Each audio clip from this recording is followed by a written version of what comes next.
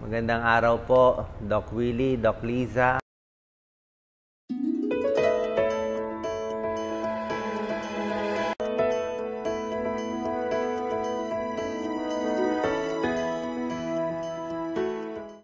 Iniisip ko tong topic na to at nagtataka ko. Ang dami ko nakikitang pasyente na may sakit sa kidney, mataas ang creatinine. Hindi ko alam na ang dami sumusulat sa akin.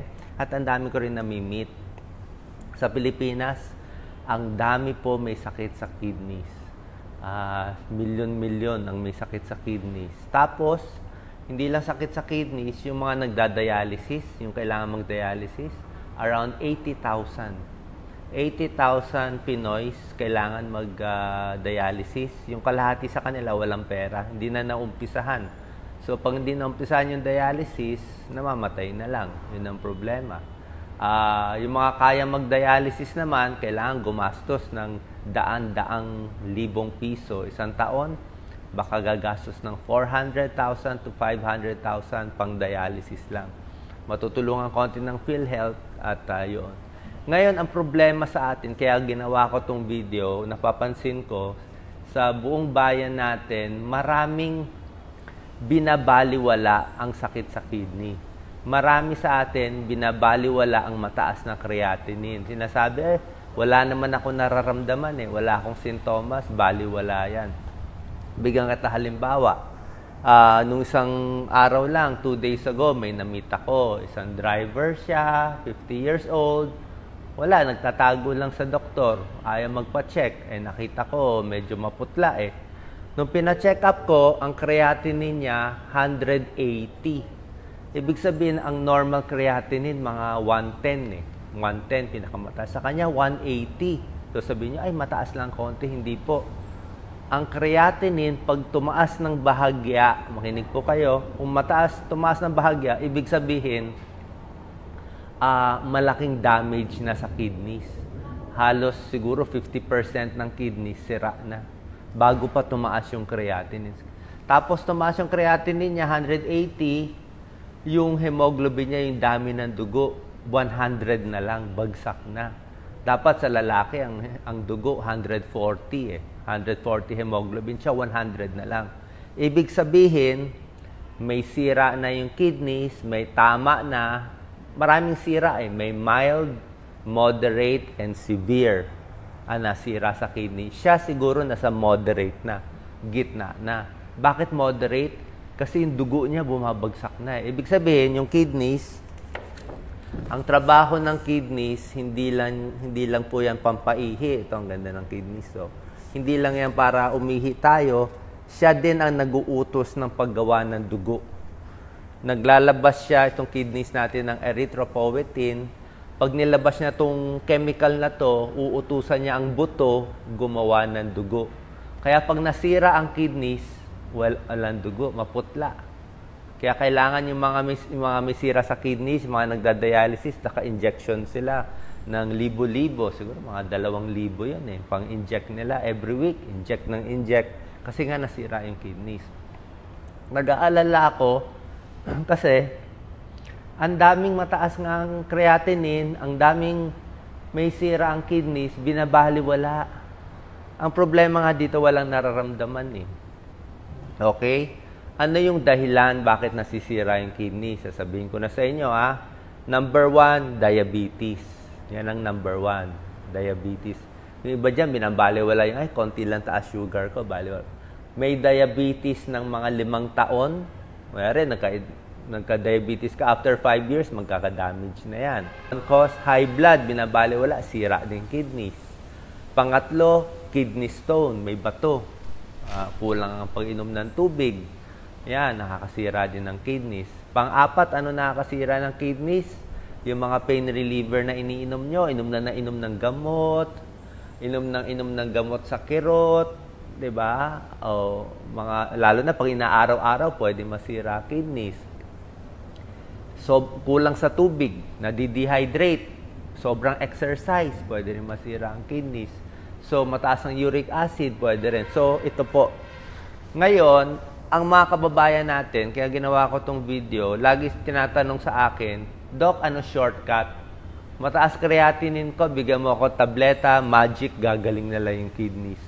Wala pong magic na gagaling yung kidneys. Wala namang ganung magic. Kunyari, may pilay ka dito, magic, pagalingin. Hindi naman, wala namang magic eh. Kasi kung iniisip nyo, magician, mali po yung ganun. Huwag po kayong maniwala. Kung magsasabi, inumin mo to, magic, magbayad ka lang ng 10,000, magic, niloloko ka nun eh. Diba? Matagal nasira ang kidneys, parang kunyari sa kamay, matagal to nasira, kaya rin napilay, aalagaan mo, aayusin mo, unti-unti makarecover. Okay? Marami sa inyo, yung isa naman kahapon, na-meet ko lang, mataas ang creatinine, mga 140. Baliwala lang daw. Hindi na. Hindi po pwede baliwala. Ito po kasi, sasabihin ko na sa inyo ang tunay Sabi ng isang expert, ganito ang stages. Hindi sa tinatakot ko kayo, pero ganito kasi papunta Minsan hindi lang masabi ng doktor na nahihiya siya, natatakot siya sa pasyente, tinatansya niya, na baka sumama loob, ma-depress. Kung tatago naman natin, kaysa mamatay, di ba? Di alamin nyo na. Ang stages, sabi ng isang expert, first stage is diabetes. Okay? Pagka nagka-diabetes, masisira ang kidney. Second stage, dialysis. D, 3 D. Pag nag-dialysis, third stage is death, namamatay yung pasyente. Ganun yung pattern. Kaya gusto natin mapigilan mula diabetes, ay mo umabot sa dialysis Kasi pag dialysis na, masisave pero sobra ng mahal. Milyones na. Milyones na. Mabebenta nyo na lahat ng ari-arian. Talaga lahat na maibebenta na. Walang kakayan. Kahit mayaman ka, mamumulubi ka sa dialysis.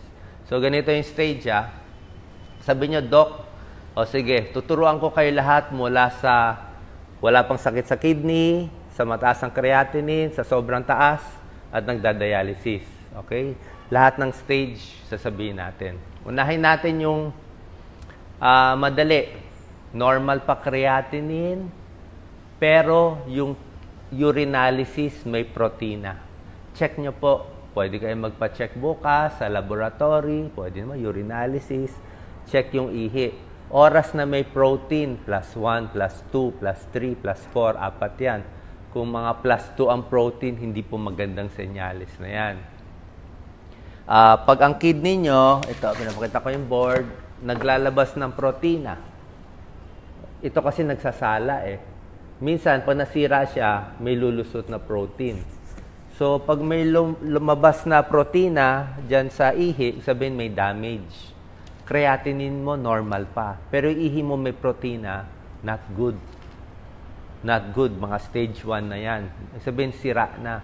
Bakit nasisira? Ibig sabihin, lumalabas na yung protina So, ang mangyayari dyan, mabula ang ihi, pwede magmanas, at papunta na yun sa mataas ang creatinine.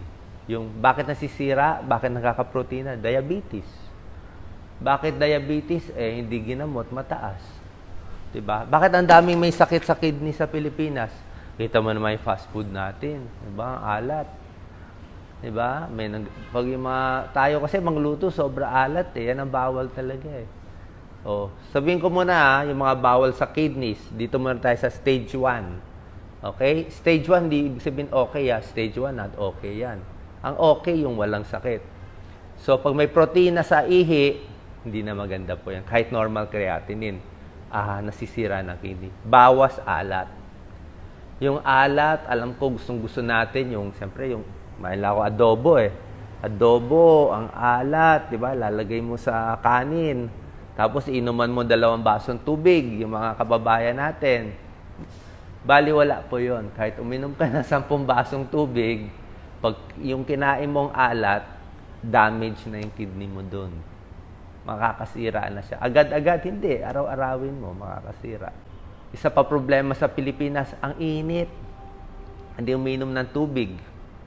Hindi uminom ng tubig, na dehydrate, masisira din yung kidney.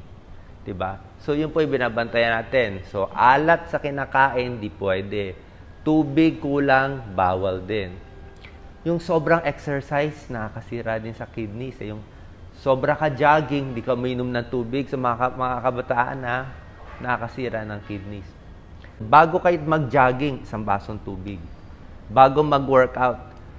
So ito, kinukwento ko muna, Doc Lisa, yung normal creatinine pero may protein na sa urine. Not good na yan. Kahit +1, +2, punta na kayo sa doktor. Pigilin na natin bago umabot sa dialysis. So sinabi ko na yung alat, sinabi ko na yung diabetes. Sasabihin, Doc, diabetes ko mild lang eh. Ang sugar, konting taas lang naman, di ba? Normal is mga 105. Tapos sugar daw niya, 110 o 120. Wala sa konting taas eh. Mas maganda, okay naman yung konting taas. Pero yung sobrang taas, mabilis makasira ng kidneys. Pero yung diabetes na konting taas, nakakasira din eh. Nakakasira din. So, talagang bawas tamis, payat. Tapos, sa diabetes, may gamot din. Yung gamot, kailangan magpatingin sa doktor. Hindi pwede po i-self-medicate kasi sobrang hirap ang timplahan nito. Parang scientist eh. Iba ang gamot sa normal creatinine at sa urine lang may protein. Iba ang dosis pag tumaas ng creatinine. Ibang dosis na medyo mataas at masyado mataas. Nag-iiba na. Kasi pag mataas na creatinine, barado na to eh. Ito, pakita ko, Doc Lisa. Barado na to eh. So, pag barado to, yung iniinom mong gamot, ma-overdose ka na. Ma-overdose na. Kung ininom mo yung, kunyari, 500 milligrams ang ininom mo, eh, pag normal kidney mo, okay, 500 milligrams. Pero kung may sira na ang kidney mo, yung 500, magiging 2,000 milligrams yun. Bakit? Ay, nalamabas eh. Nag-ipon na. So, na-overload ka na. So, sa libo-libong gamot, may kanya-kanyang labas. Binabasa pa yan sa libro namin. Chinek ko nga yung pasyente ko, mataas uric acid, binigyan ko allopurinol. Allopurinol, imbis na 300 milligrams, dahil sira na kidneys niya, 100 na lang binigay ko. Kasi 100 milligrams siya ng allopurinol, dahil sira, parang 300 na. Kasi mag-iipon na eh. Baga sa, kunyari, kung sa kanal o sa baha is, may bara na yung drainage mo eh. Kaya mabilis na magbaha sa katawan eh. Diba? So, sobra siyang selan, walang shortcut, walang sabihin, Doc, ano vitamin? Doc, ano supplement? Hindi, walang ganong magic eh. Walang magic. Ito ang gagawin natin, 10 bagay na paghihirapan. So, sinabi ko yung alat. Sobra alat eh. Yung kahapon ng alat ng luto, Doc Lisa. Yung adobo. Minsan kasi pag iniinit, natutuyo eh, lalo maalat eh. Deadly yan. Ikaw, mahilig ka sa tuyo. O, di ba? Tuyo, sobra alat. Sabi ko, Doc Lisa, nako, hindi lang kidney tatamaan dyan, cancer pa. Di ba? So, uric acid, control, diabetes. Diabetes, doktor magbibigay ng gamot. High blood, yan, kailangan bawas alat din, tsaka magpapapayat tayo. Ngayon, next step, paano naman yung mataas na ang creatinine? Okay? So, sa creatinine, may dalawang level eh. May isang number na yung 1 lang, may isang number, may isang unit. Pero yung masanay ako dito sa 110 eh. Yung mga 110 and below, normal creatinine. Pag tumaas sa 110, o palagyan natin ang creatinine nyo between 110 to 200. Okay? 110 to 200. Like yun, may nag-text, 264. Mataas. 264 creatinine, hindi ako happy. Mga stage 3 na yun. Stage 3 na yun. Aabot tayo sa 264. Doon muna tayo sa mga mas okay. 100 to 200. Pag between 110 to 200 ang creatinine, siguro mga 180, pwede pa natin mapigilan siguro yung dialysis ng 10 taon. Hindi ko sinasabi 10 taon magda-dialysis, pero marami na. Pero merong mga 100 to 190 na kaya mong hindi mag-dialysis eh. Makokontrol eh. May ganun eh. O yung mga below, mga 180 and below, pwede pang hindi mag-dialysis sa buhay nila. Pwede pang may chance. Paano? Yung ganong kababa na creatinine, mga 180 below, pwede pa yung mga gamot sa diabetes, pwede pa yung gamot sa high blood, kaya pa natin, mabibigyan pa siya. At Papayat talaga. Magpapayat. Okay? Tapos lahat ng masarap na gusto nyo, itakwil na. Bisyo po. Ayun, Ako, anong bisyo? Yung sigarilyo, alak. Wala na yung pag-asa Oo. pag naninigarilyo, may alak pa eh. Kasi lalo pong masisira ang Oo. organo natin. Pero yung given na yon, yung alak talagang zero. Wala nang moderate. Smoking, zero na. Pero bukod doon, not enough eh. Not enough eh. Kasi kung smoking, alcohol, tapos may sira na sa kidney, paano na yan? Hopeless case na yon. Awayin na natin. Diba? So, ang gusto ko yung alat sa tsaka yung timbang, yung overweight. Yung mga maalat, delata, maalat din. Dami ng bawal eh, yung between 100 to 200. Gusto ko ketchup, pero ang alat pala ng ketchup eh. 'Di ba? Ano pa maalat? Tomato sauce. Ikaw? Lahat po ng matagal masira na pagkain kasi po ang preservative nun kadalasan ay asin. Kasama po dun yung mga ketchup, mustard, kasi yung delata bago ilagay sa lata para mapatagal, lalagyan ng maraming asin. Oo. So, pag 100 to 200 creatinine, siguro mga moderate na yun. Kino-compute namin yun eh. Medyo moderate, mild to moderate na yung sira. So yun, yung diabetes controlled sa gamot, doktor ang maggagamot sa inyo, baka endocrinologist. High blood, yan, kailangan nyo rin ng kidney doctor, sila magbibigay, mga gamot sa high blood. May gamot na good for the kidney sa level ng 100 to 200 eh. Alam ko pwede pa yung mga ACE inhibitor, pwede pa yan eh, yung mga pril, mga enalapril, captopril, losartan, pwede pa sa ganung level. Okay? So, yun gagamutin. Tapos, ito po binabawasan. Between 100 to 200, dapat bawasan ang protina. Ito hindi alam ng kababayan natin. Bakit daw babawasan ng protein? Di ba masarap yung protina eh. Diba? Protina po galing sa mga animals. Animal protein. Opo. Hindi po yung galing sa gulay. Yun pong galing sa mga animals. Two-legged tsaka four-legged animals. Sabihin mo na lahat. Baboy, baka. Baboy, baka, manok, bawas din sa manok. So marami nagagalit, Dok, ba't mo binabawal yung baboy, baka, manok? Hihina ako niyan eh. Ang problema nga kasi, pag marami kayong kinain protina, tataas yung creatinine eh. Tataas yung creatinine. Yung mga nag-exercise, alam ko, mahilig kayo sa protein shake.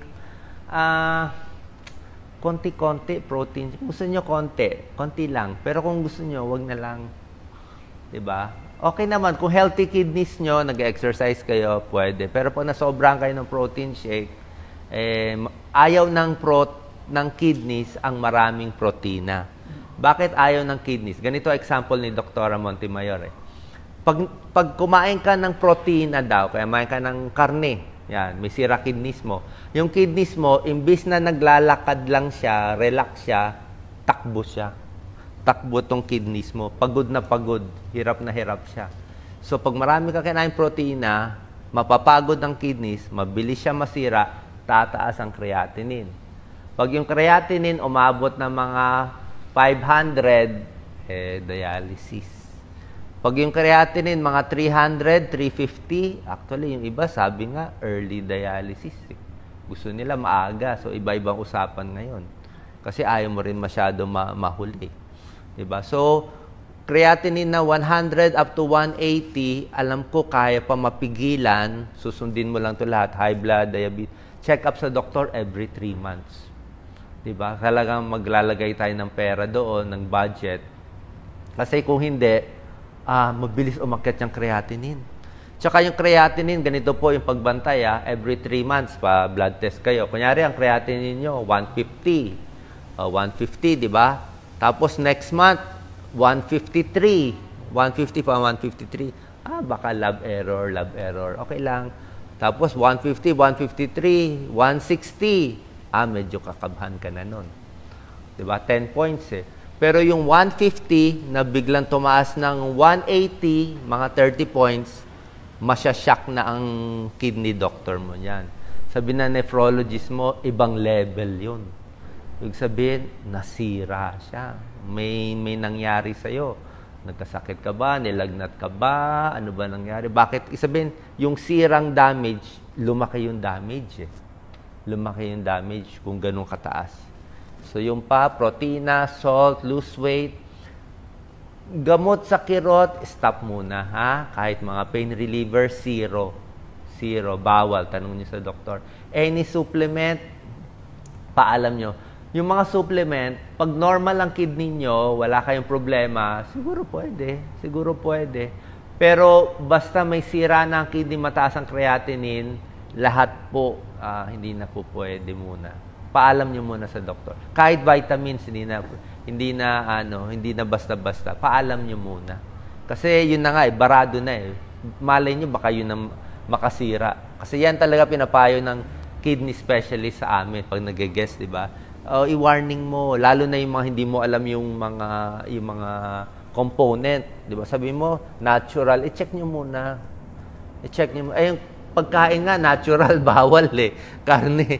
Tapos ganito ang payo ng nephrologist. Sabi niya, mataas ng creatinine mo, 100 to 200, bawas protina. Kunyari, kumain ka ng pork chop, kunyari chicken. Ganito lang kalaking chicken na, maliit, di ba? Sabi mo, Dok, paano ako mabubusog niyan? Ang payo ng mga nephrologist, yung manok na yan, i-chop mo daw na maliliit ng siguro 100 times. Para malasahan nyo. Or pwedeng gawin yung giniling. Para mas maraming pang-ulam. Parang niloloko mo sarili mo eh. Yun na nga, para akala mo, madami. Oo. Kinat mo ng maraming maliliit, ihiwalay mo ng maliliit sa kanin, imagine mo na lang na marami. Oo, para lang mabawasan ng protina, para hindi tumaas ang creatinine. So, yun, isa. Pero hindi naman pwede totally wala. May limit yon. So, may mga sukat yung nephrologist nyo magtuturo. Pero yung protina sa gulay, pwede siya. Diba? Doc Lisa, tips sa kidney diet? Yes. Sa ganung level, lang yung karne, hanggang deck of cards siguro pwede. Yung, di ba, yung ginagamit natin na baraha, hanggang ganun lang po.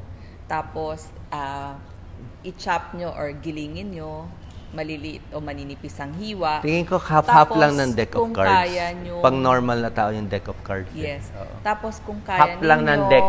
Matchbox. Magluto na lang po ng sariwang gulay, mga karne. Huwag po yung delata para makaiwas sa maraming asin. Mas nababagay dun po sa may mga sakit na sa kidney. Kasi yung mga tanong dito, yung vitamins bawal. Bawal po dun sa mataas na yung creatinine. Itatanong muna natin dun sa doktor natin. Yun po yung ibig sabihin ni Doc. Tapos, syempre, tignan mabuti yung ihi. Yung mga bumubulang ihi, tapos medyo may puti-puti sa ihi. Ipa-check po, mura rin lang ang, bukod sa creatinine, mura rin lang po ang urinalysis, 50 pesos hanggang 100 piso. Marami na kayong makikitang data tungkol dun sa inyong ihi. Okay. Yung labs tuturo natin mamaya, Yes. Doc Lisa. Yung sinasabi kong bawal uminom basta-basta ng supplement and vitamin, pag mataas ang creatinine, ha? Malinaw na malinaw. Creatinine mo 150, 200, paalam nyo muna. Kasi nga, lalo na kung more than 200. Kasi yung ginagawa nyo, baka lalo makadamage eh. Kasi nga, may sira na eh. Pero pag normal kayo, let's say normal, okay, kidney mo, hindi mabula ihi mo, pwede ako, minom ako ng Centrum, di ba? Pero ako every 2 days. Tsaka kung inom ako ng vitamin, ang daming tubig. Tubig, inumin. Oo, kasi maninilaw yung ihi mo eh. Yung payo ko, bago mag-exercise ang kabataan, inom ng maraming tubig. 1-2 baso bago mag-jogging. Pagka-basketball, inom na naman 1 baso, 2 basong tubig. Para yung kidneys mo hindi masyado masira. Kasi pag sobrang exercise, minsan nagma-muscle nasisira yung muscle. Okay? So, paano naman yung creatinine na 200 to 300? Okay? 200 to 300, mataas na yun. So, talagang pupunta ka na talaga sa nephrologist. At kung mapipigilan yung, kumbaga sa bundok, yung less than 200, nandito pa pwede pa makontrol Siguro mga 20 years kaya mo. Pero yung mga 200 to 300, papunta na yun dun Papunta na dun sa pataas na Ang magagawa na lang natin sa 200 to 300, wag nang tumaas. Wag nang tumaas. Okay? Pero pag magkasakit, biglang trangkaso, doon biglang tumataas eh. From 200 magiging 250, wala nang babaan yun eh. Pag tumaas yung creatinine, hindi na talaga mo. Kung bababa man, konting-konti. So 200 to 300, mataas na. And more than 300, talagang yung doktor na mag-ready na tayo noon. 300 plus, malamang papunta na sa dialysis. Kung ano man po ang binili ng inyong doktor sa 200 to 300 creatinine ninyo, ilista nyo na ho at sundin nyo maigi para hindi nyo nakakalimutan. Kailangan nakalista na ang mga gagawin, kakainin, at hindi na paulit-ulit itatanong kung kani-kanino. Kung ano yung binili ng doktor, sundin na natin. Nakalista, tandaan. Lapis, papel, pagpunta sa doktor. Yes, Doc Willie. Yes, yung may pera pumunta. Pero pag gano'n, wala talagang choice eh. Creatinine 200, actually creatinine na mataas, walang choice. Gastos tayo, utang tayo, magmakaawa tayo, magpapacheck sa kidney specialist. Gusto ko kidney specialist pag gano'n kataas eh. Kasi sobra na yung timpla ng gamot eh. Oras na tumaas, binabago yung gamot, yung creatinine. Oras na bumaba, iniiba yung mga gamot. May gamot na pag lampas na 250 ang creatinine, bawal na yung gamot eh. Pero may gamot na pwede pa pag mababa. Okay? Inuulit ko lang diabetes, high blood, sa bato, inom ng tubig. Yung bawas protina, pag yung creatinine, medyo mataas. Pero kung nagda-dialysis na kayo, let's say nagda-dialysis na, Doc Lisa, may araw eh. Tatabi tayo mamaya. Let's say nagda-dialysis na kayo, ibang usapan na yon. Lipat tayo, Doc Lisa. Lipat lang kami dito, lakas ng araw. Yan, new place. Okay. Yan, wag lang masisira internet. Ang baba naman ito, taas. Yan. So, pag nagda-dialysis na, ibang usapan na. Kung nagda-dialysis na, pwede ka na kumain ng protina. Kasi mas madami na. Paano nagda-dialysis na? Siya na yung pinaka-kidneys mo eh. Yun na yung maglilinis ng inyong kidney, ng mga dumi-dumi at basura ng katawan. Okay? So, ibang usapan yun. Ang gusto ko lang ngayon, ang tina-target ko, yung mga mabulaang ihi, yung creatinine ng mga between 100 to 200, gusto ko mapigilan kasi nakikita ko binabaliwala nyo. Nakikita ko, kumbaga sa yung kotse nyo nandito nagda-drive. Nakikita ko sa dulo nung daan, merong may bangil dun eh. Papunta na kayo sa bangil, kaya nakita ko, doon maraming malulugi. Sabi ko, baliwala, drive pa rin sila, easy lang. Sayang naman. Kaya gusto ko, nandito pa lang tayo sa nagda-drive, U-turn na. Diba? Atras na tayo, may bangil dun eh. Hindi nga po pwede doon eh. So, yung mga kinakain nyo, iwas na. Diba? Sa fast food, wala akong ma-recommend ng fast food eh. Ang alat lahat eh. Kung pwede, wag nyo nang palagyan ng salt kapag bumili kayo ng mga french fries, yung mga ganong pagkain. Mantika eh. Oo. So, mas maganda nga yung lutong bahay. Pero minsan, kailangan nyo kumain sa labas kasi naabutan na kayo ng pananghalian, hapunan doon. Pabawasan nyo na lang yung paglalagay o wag nang lagyan ng asin. Pero mas maganda talaga, wag na lang kumain sa fast food. Wala akong nakitang, ano bang okay na fast food? Subway lang. Subway, pwede. Wendy's. Siguro yung mahirap kasi hanapin yung iba. Wala eh. Oo. So, kung pwede baon, mas makakatulong ang pagbabaon. Kasi Skyflakes na lang. Skyflakes. Magic Flakes. Wala eh. Soft drinks. Wala nang soft drinks. May nagsabi soft drinks. Itakwil na talaga yung soft drinks. So, ganito gagawin natin Kasi gusto ko, Lisa, pang walang pera eh. Yung videos natin pang walang pera, kung kaya magtipid, ito yung pang walang pera pa. Pag wala pang pera, duda kayo, magpa-urinalysis na kayo. Okay? Sulat nyo, urinalysis. Requested by, lagay mo na lang, Doc Willie Ong. Ako na nag-request sa inyo. Wala, masama eh. Urinalysis. Yan mga 50 pesos. Check ko, may protina, may dugo. Nandun yun. Inom na maraming tubig 10 to 12 glasses. Next, ultrasound ng tiyan. Papa-ultrasound ng buong tiyan. Siguro magkano ultrasound ngayon? Nagkakahalaga po ng mga 2 hanggang 3,000 piso ang ultrasound ng buong tiyan. Baka 2,000 lang. Apo, range po yung sinabi ko. Sa laboratory sa labas, mga 2,000. Pag sa loob ng ospital, mahal. Isang 3,000 or more. Pwede na doon sa labas. Tapos, nanggaling ko itong papel. So, 2,000. Tapos, magpapa-ultrasound tayo. Bakit tayo magpapa-ultrasound? Gusto natin makita yung kidneys. Ano makikita? Baka may bato na doon. Paano kung makita yung kidneys nyo, kung umihi ka na may buhangin? Di ba? Po, pinag-uusapan natin dito, bato sa bato or kidney stone. Iba po yung gallbladder stone. Okay, so ultrasound. Makikita sa buong tiyan, makikita rin gallbladder, makikita ang kidney, kung nasisira. Pakita mo, Doc Lisa. Ayan. Ang maganda dito sa kidney, ang binabantayan natin, makikita ng ultrasound kung may bato Masabi niya may bilog. Yan. Makikita rin dito sa kidney kung lumalaki itong pelvis. Ito mga resulto. Pag sinabing pong pelviocalectasia, not good. Yun ang ayaw na ayaw ko. Ibig sabihin doon, pelviocalectasia, ibig sabihin, itong pelvis ng kidneys, lumaki. Bakit siya lumaki? Barado. Ibig sabihin, lumaki na to, nagbarag. Pag lumaki to, ibig sabihin, may mga bato-bato na to. May bato. Tapos pag maraming bato, masisira na. Bakit nagkakabato? Asin, patis, toyo, calcium, salt, uric acid, pwede rin magkabato-bato. Hindi uminom ng tubig, magkakabato rin. Kasi hindi nga nahuhugasan. So yan makikita sa ultrasound. Okay? Ito yung mga, pakita na natin. Ang ganda nito yan, Doc Lisa. Okay yan, hawakan mo. Ito yung mga milyong-milyong mga maliliit na filter sa loob ng kidney. Itong kidneys na to may milyong-milyong ganito. So, lahat ng milyong to dapat gumagana. Okay?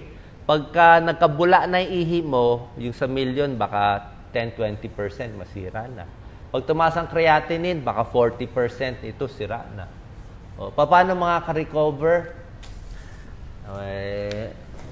Minsan, di nagre-recover Diba? Kaya nga puro kidney transplant ang habol natin Diba? Recover mahirap kasi pag na-damage na, pag na-peklat na minsan, paano pa Pwede pero mahirapan tayo. Usually may kasalanan yung naging pagkakamali yung pasyente. Maalat na kain, hindi nagpa-check up, hinayaan yung diabetes na ilang taon, nagtago sa doktor. Sabihin, may ganong pasyente, parang goodbye na muna, Doc. Forget muna kita, tsaka na tayo magkita. Or yung iba, better daw hindi magpa-check up. Para hindi alam, para biglaan na lang. Mas mahirap po yun, kasi mas magasto sa bandang huli. Pwede bang tiisin ng mga asawa mo, nung anak mo na hindi ibenta yung ari-arian ba nakitang nakaratay ka? Walang choice Talagang igagastos. Magbebenta sila. Magbebenta sila. Tsaka natin pag-usapan yung mga kamag-anak na nagbebenta ng gamit para i-save yung buhay. Pero meron ibang kamag-anak hindi binibenta Diba? Iniisip nila yung sarili. Kanya-kanya yon, kanya-kanyang opinion. Wala ko sinasabing tama o mali. So ito yung test, ultrasound, urinalysis, ultrasound, whole abdomen gusto ko whole. Kita buong tiyan, pati sa mga myoma, lahat kita doon. Fatty liver. Tapos creatinine, papacheck nyo sa dugo Creatinine, yan yung level, dapat normal, at CBC. CBC is complete blood count. Pag bumaba na yung hemoglobin, bumaba na yung dugo, ibig sabihin, malala ang sakit sa kidneys. Okay? Malala yun pag mababa na hemoglobin. Yung nakita kong case. Tapos, ipapacheck din ang potassium. So, CBC, creatinine, potassium. Potassium kasi, pag mataas na creatinine, nag-iipon na rin yung potassium. Pati yung saging, pagbabawal na. Pero, sa umpisa, pwede pa yung saging. Kaya minomonitor kung gaano kataas na yung potassium At yung fasting blood sugar. Okay? So, depende sa creatinine. Pag normal, itong pagkain, maganda. Saging, prutas. Pag medyo gitna ng creatinine, bawal na kumain ng karne, konti na lang. Pag mataas na creatinine, ang dami ng bawal. So, iba-ibang stage, iba-ibang tao. Kinuwento ko yung buong stage kasi maraming nga nagpapabaya na hindi nagpapacheck. Kawawa naman. Yes. Kung may pera, isama na rin po yung uric acid. Yes. Nagkakos din ng pagkasira ng So, kidney. ulitin ko CBC, creatinine, potassium, uric acid, and fasting blood sugar. Okay? Fasting blood sugar para malaman yung kung may diabetes o wala. Pero may isang magandang test kung may pera sa diabetes. Diba? Itong fasting blood sugar, katulad ng gawa ng nanay ko, madaya. Nanay ko kasi pag magpapa-blood sugar, hindi kakain ng isang araw. Galing. Pero isang araw hindi kakain, tapos magpapa-blood test, di normal. Para hindi mabuko sa mga dating kinain. Oo. Bawal yun. Wag dayain yung blood test. Para hindi makadaya yung pasyente, wag fasting blood sugar. Hemoglobin A1C. Kasi 3 months blood sugar. Kaya hindi siya kumain na sa average ng 3 buwan, so walang dayaan. Kahit hindi siya kumain. Anong ultrasound of the whole abdomen. Buong tiyan. Okay? Pwede nyo na ito paggawa. Urinalysis, ultrasound whole abdomen, CBC, creatinine, potassium, fasting blood sugar. Pag may resulta na, punta na kayo sa doktor. Mas ideally sana nephrologist, kidney specialist. Diba? Para pagpunta nyo, hindi yung pagpunta, check up, tapos lab test, tapos balik kayo ng balik. Ito isang balik na lang. Okay? So, yan ang mga diet natin sa pre-dialysis. Sinasabi ko nga, protina, alat, at yung sa exercise, yung tamang-tama lang. Huwag pagod na pagod. Okay? Maraming nagtatanong, mga prutas, avocado daw, saging.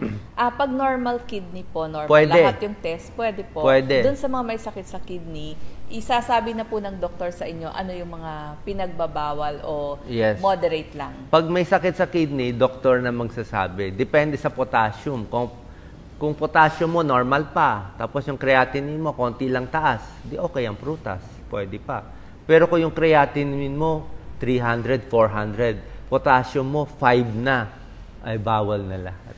Tapos doon po sa laboratory ninyo, tignan nyo maigi yung papel. Meron po isang column, result.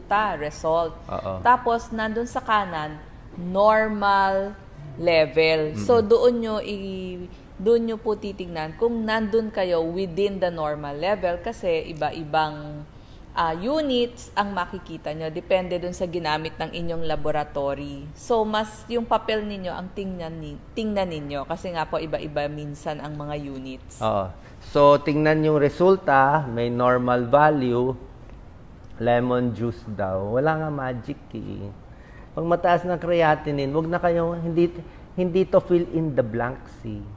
Hindi to parang lemon juice, magic, papaya juice. Wala nga eh. Manas, dapat pag puminamanas, lalong ipagawa ito. Ulitin ko na lang. Para makontrol yung sakit sa kidneys, ang sagot ko ay 1 to 10. Control diabetes, control blood sugar, okay yung sa bato, yung sa uric acid, bawas protina, bawas alat, bawas payat, iwas muna sa gamot sa kirot, magpaalam sa supplement, tigil sigarilyo, tigil alak, damihan ng tubig, 10 to 12 glasses, magdasal maigi, at sumunod sa mga tips, magpa-check up sa doktor every 3 months. Yan ang 10 sagot ko para makontrol ang dialysis. Huwag niyo ako bigyan ng isang lemon juice magic. Wala kang ganun eh. Di ba? Meron bang magic biglang itong negosyo, instant yaman, scam yun pag ganun eh. Ganun talaga. Alaga sa sarili. Lahat-lahat yung sama-sama. Bawas stress, bawas puyat. Huwag makipag-away kay mister, yung kay misis, di ba? Lahat yan sama-sama. Lahat yan sama-sama. Uric acid mataas, di ko-control natin. Karne din babawasan at alak bawal. Okay? Any final questions? Sana naisabi ko So lahat po, gusto ko nagpapa-check up kayo. Yes, papa-check up po. Doon kung saan lugar kayo, doon po kayo magtanong sa information ng ospital o malaking clinic sa lugar ninyo. Meron din pong mga gobyernong ospital. Ipagtanong nyo lang sino po ang kidney specialist. o nephrologist. Hindi po kailangang dumayo pa kayo sa malayo. Sa lugar na mismo ninyo para makakabalik-balik kayo sa follow-up. Sa lab test lang ito lang para hindi masayang pera nila. Sa lab test kasi, may laboratory na ganda result. Kaya lang minsan mahal eh. Meron naman laboratory, hindi naman sinasabi, merong mga lab error eh. May mga lab error, depende sa reagent. So, mas maganda yung laboratory nyo, wag sobrang mahal, wag din sa sobrang mura, medyo marami nagpapacheck up doon. Maraming pumupunta para magpa-blood test. Oo, tapos yung resulta, titignan nyo. Kung mataas, minsan inuulit ko para sure eh. Diba? In short, parang medyo kilala na doon sa lugar ninyo na maayos ang resulta nila. Meron din kasi ako nakikita mga laboratory error. Mura nga, kaya lang kailangan ipaulit sa mas malaking laboratorio. Kailangan may libreng lab test sa PhilHealth. Wala pa tayo nun. One day aabutin natin yan. So, yan po. Sana nakatulong sa inyo. Last tip na lang, ulit-ulitin ko. Yung urinalysis na may protina at normal creatinine, magpapacheck na agad. Hindi pwede baliwala. Wala akong naramdaman, hindi pwede. Ihi na may protina, matakot na tayo, go na. Go na yun. Creatinine na konting taas lang, 100 to 200, go na. Every 3 months na, gastusan na natin. Doon na natin mapipigilan. Yan ang marami tayong maliligtas na buhay. Marami tayong maliligtas na buhay sa ganyang kababa.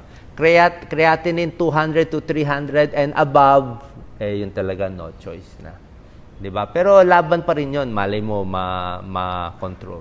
Pero pag umaabot na sa dialysis level, last na lang, sa umabot na dialysis level, medyo 1 million gagastusin pero kidney transplant. Kidney transplant ang mas maganda kaysa dialysis.